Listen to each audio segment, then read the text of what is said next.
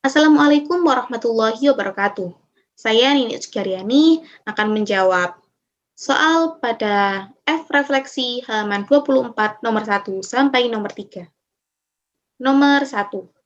Bagaimana pendapat saudara tentang urgensi pendidikan Pancasila di perguruan tinggi? Jelaskan pendapat saudara. Menurut saya, urgensi pendidikan Pancasila di perguruan tinggi adalah untuk menjawab tantangan dunia dengan mempersiapkan warga negara yang mempunyai pengetahuan, pemahaman, penghargaan, penghayatan, komitmen, dan pola pengamalan Pancasila. Hal ini penting dalam rangka melahirkan lulusan yang menjadi kekuatan inti pembangunan dan pemegang estafet kepemimpinan bangsa dalam setiap tingkatan lembaga-lembaga negara, badan-badan negara, lembaga daerah, lembaga instruktur politik, lembaga-lembaga bisnis, dan profesi lainnya yang menjunjung tinggi nilai-nilai kemanusiaan. Urgensi pendidikan Pancasila di perguruan tinggi juga sangat penting, agar mahasiswa tidak tercerabut dari akar budayanya sendiri, dan agar mahasiswa memiliki pedoman atau kaidah penuntun dalam berpikir dan bertindak dalam kehidupan sehari-hari dengan berlandaskan nilai-nilai Pancasila. Nomor 2. Menurut pendapat saudara, metode pembelajaran yang bagaimana yang cocok dalam pembelajaran pendidikan Pancasila di perguruan tinggi? Menurut saya, metode pembelajaran yang cocok dalam pembelajaran pendidikan Pancasila di perguruan tinggi yaitu metode pembelajaran dengan nama studi kasus dan diskusi, di mana mahasiswa dan mahasiswi mendiskusikan mengenai kasus-kasus yang berhubungan dengan pendidikan Pancasila yang ada di sekitar kita, sehingga kita bisa mengambil nilai positif dan nilai negatif dari kasus-kasus tersebut dan bisa jadi kita para mahasiswa dapat menemukan sedikit solusi dari masalah-masalah tersebut. Yang ketiga, berbagai masalah-masalah yang dihadapi bangsa Indonesia seperti korupsi, narkoba, dekadensi moral, dan lain-lain menunjukkan bahwa nilai-nilai Pancasila belum dilaksanakan dengan baik dalam kehidupan bermasyarakat, berbangsa, dan bernegara. Bagaimana pendapat saudara, upaya yang bisa dilakukan sebagai generasi muda dan generasi penerus bangsa terhadap permasalahan tersebut? Menurut saya, korupsi, narkoba, dan dekadensi moral merupakan suatu masalah yang besar dan dapat menghancurkan suatu bangsa. Bisa dilihat bahwa banyak negara yang sudah hancur dikarenakan hal tersebut. Menurut saya, solusi yang dapat dilakukan oleh generasi muda untuk memberantas korupsi, narkoba, dan dekadensi moral adalah dengan cara melestarikan atau mengamalkan nilai-nilai Pancasila dalam kehidupan sehari-hari. Pelestarian nilai-nilai Pancasila dilakukan khususnya melalui pendidikan formal, karena melalui pendidikan berbagai butir nilai Pancasila dapat disemaikan dan dikembangkan secara terencana dan terpadu. Terima kasih. Assalamualaikum warahmatullahi wabarakatuh. Nama saya Sendi Amelia Putri dengan NIM 118. Saya akan menjawab pertanyaan refleksi halaman 24. Bagaimana menurut saudara menjadi seorang yang Pancasilais? Menjadi seorang Pancasilais yaitu seorang yang memiliki jiwa kepemimpinan tinggi terhadap bangsa dan negara dan bertanggung jawab terhadap dirinya sendiri serta bangsa dan negara, juga seorang yang menjunjung tinggi Pancasila dalam kehidupan sehari-hari.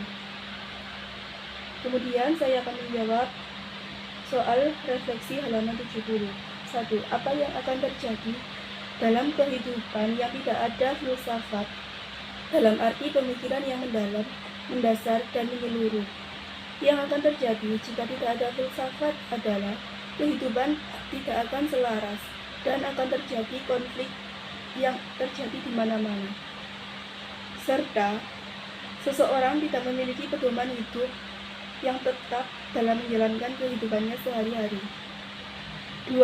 Apakah yang terjadi jika di Indonesia tidak memiliki Pancasila? Yang terjadi adalah Indonesia tidak akan mampu menyelenggarakan pemerintahannya dengan baik dan benar, serta Indonesia tidak memiliki pedoman dalam menyelenggarakan pemerintahan dan akan menyebabkan perpecahan di Indonesia itu sendiri. Terima kasih. Assalamualaikum warahmatullahi wabarakatuh. Saya Titi Sucilandari dari kelas PPD 2022 dengan nomor NIM 22030204126.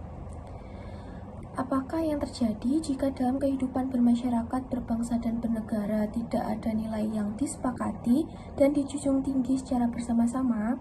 Jawabannya adalah dengan tidak adanya nilai tersebut, maka masyarakat akan saling bertindak semaunya. dengan keuntungan masing-masing. Hal ini dikarenakan masing-masing orang memiliki kebutuhannya masing-masing yang berbeda dengan orang lain. Dan dengan tidak adanya nilai penyatu, maka masyarakat akan tertindak sendiri-sendiri. Akan menyebabkan kekacauan pada masyarakat karena akan menimbulkan ateisme, kekerasan, perbuatan zalim, ataupun perbuatan yang tidak berkenan seperti pencurian, perampokan, perjudian, dan sebagainya, yang akan membuat keadaan tidak sejahtera dan aman. Nomor 4, apa yang terjadi jika dalam suatu kehidupan bermasyarakat, berbangsa, atau bernegara tidak ada norma? Karena jika tidak ada norma, maka akan terjadi kekacauan, keributan, dan kerusuhan. Pentingnya norma masyarakat disebabkan karena norma tersebut mempunyai fungsi berikut ini. Dapat menciptakan kehidupan di masyarakat menjadi aman dan tertib, bisa mencegah terjadinya benturan kepentingan di masyarakat. Nilai luhur apa saja yang dapat dilestarikan dalam masyarakat? Berikut ini adalah nilai-nilai luhur yang terkandung dalam setiap sila dalam Pancasila. Yang pertama, ada sila pertama yang menggambarkan soal kemajemukan bangsa Indonesia melalui kehidupan keagamaan yang kuat dengan berlandaskan moral dalam kehidupan bertata negara. Hal tersebut membuktikan bangsa Indonesia sejak dulu adalah bangsa yang religius, sehingga dalam bernegara, bangsa Indonesia mempunyai pedoman hidup yang berketuhanan. Nilai luhur yang terkandung dalam sila kedua Pancasila merupakan bentuk kesadaran dari bangsa Indonesia yang senantiasa menjunjung tinggi nilai-nilai kemanusiaan dan keadilan sesuai budaya bangsa Indonesia yang majemuk dan beraneka ragam. Ketiga Pancasila mencerminkan adanya kesadaran akan kemajemukan dan keberaneka-ragaman bangsa Indonesia, yang mana semua itu harus dipelihara dan dijaga keberadaannya dalam satu wadah yang satu, sehingga persatuan dalam perbedaan adalah hal yang sangat mendukung. Dalam sila keempat, ada nilai luhur yang terkandung merupakan perwujudan kesadaran bangsa Indonesia untuk selalu mengutamakan gotong royong dan musyawarah di dalam mengambil suatu keputusan sehingga keanekaragaman tetap dapat dipertahankan dalam satu kesatuan. Yang terakhir, ada sila kelima yang merupakan suatu cita-cita bangsa Indonesia untuk selalu mengutamakan prinsip-prinsip keadilan dalam mewujudkan suatu masyarakat yang adil dan makmur. Sekian dari saya. Wassalamualaikum warahmatullahi wabarakatuh. Soal kedua, mengapa Kerajaan Sriwijaya dan Majapahit dianggap sebagai landasan dasar konsepsi Pancasila lahir di Indonesia? Sejak zaman Kerajaan Sriwijaya dan Majapahit telah mengenal unsur ketuhanan, kemanusiaan, persatuan, musyawarah, dan keadilan sosial atau nilai-nilai Pancasila. Istilah Pancasila telah dikenal sejak zaman Majapahit yang terdapat dalam buku Nagara Kertagama karangan Prapanca dan buku Sutasoma karangan Tantular. Dan sistem pemerintahan dan peraturan-peraturan dalam Kerajaan Sriwijaya tertulis di Prasasti Telaga Batu. Soal ketiga, mengapa Jakarta Charter belum bisa mewujudkan Pancasila sebagai dasar negara Pancasila?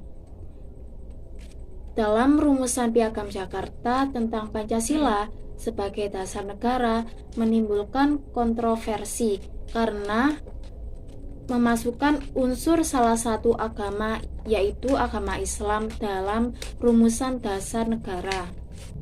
Bangsa Indonesia bukan hanya beragama Islam, tetapi juga ada Kristen, Katolik, Hindu, Buddha, dan beragam aliran kepercayaan lainnya. Dan dasar negara yang semestinya mewadahi semua golongan juga semestinya tidak menyebut salah satu agama saja. Oleh karena itu, Jakarta Charter atau Piagam Jakarta belum bisa mewujudkan Pancasila sebagai dasar negara. Soal keempat, berilah bukti bahwa tanggal 1 Juni disahkan sebagai hari lahir Pancasila. Pada saat perumusan dasar negara tersebut, dalam masa persidangan BPUPKI dibentuk pada tanggal 29 April 1945 dengan tugas menyusun rancangan Undang-Undang Dasar. Sidang-sidang BPUPKI yang antara tanggal 28 Mei sampai 1 Juni 1945 dan 10 sampai 17 Juli tahun 1945, agenda utamanya menentukan dasar negara, bentuk negara, wilayah negara, warga negara, serta rancangan undang-undang dasar. Soal kelima, refleksi Pancasila dalam dinamika sejarah bangsa Indonesia perlu dilestarikan sebagai salah satu cara membangun jiwa bangsa.